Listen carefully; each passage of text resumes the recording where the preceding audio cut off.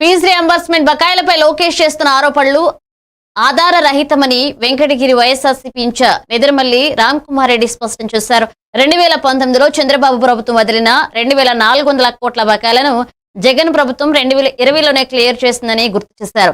ఇది నిరంతర ప్రక్రియ అని, ఇప్పుడు 4000 కోట్ల బకాయిలు ఉన్నాయన్న లోకేష్ వ్యాఖ్యలు నిజం కాదన్నారు. ప్రభుత్వం బాధ్యతగా ఉన్నంత కాలం బకాయిలను చెల్లించడం సహజమన్నారు. కానీ అబద్ధాలు ఆధారంగా ప్రజలను తప్పుదోవ పట్టించడం తగదని హెచ్చరించారు. విద్యార్థులకు ఎప్పుడూ మద్దతుగా నిలుస్తామని, బకాయిల క్లియరెన్స్ ఎప్పటికీ ఆగదని ధృవీకరించారు. గత ప్రభుత్వం పెట్టిన బకాయిలని లెక్క చూపించండి. 1, 2 తీర్చాల్సిన బాధ్యత ఈ గవర్నమెంట్ మీద ఉంది. ఇది విద్యార్థుల తరఫున ఇచ్చిన హామీ.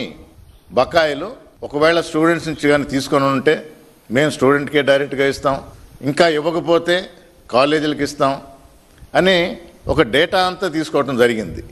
ఇది 4 నెలల క్రితం జరిగింది.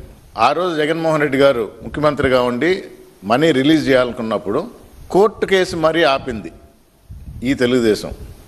కోర్టు వచ్చింది ఏప్రిల్, జూన్ 2వ క్వార్టర్, తర్వాత ఈ ప్రభుత్వం వచ్చి July, September 1 quarter, October, December 1 quarter, జనవరి, మార్చి, ఈ సంవత్సరం ఏప్రిల్, జూన్, ఇప్పుడు సెప్టెంబర్లో ఉన్నాం.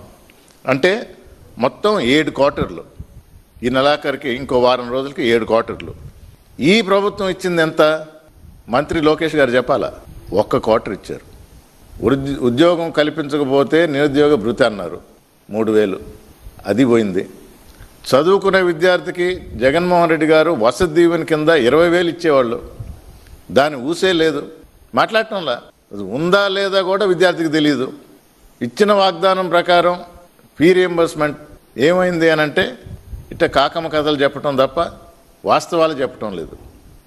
దీనికి తప్పకుండా జవాబు ఇవ్వాలి, లేదంటే స్టూడెంట్సే రోడ్డు ఎక్కుతారు.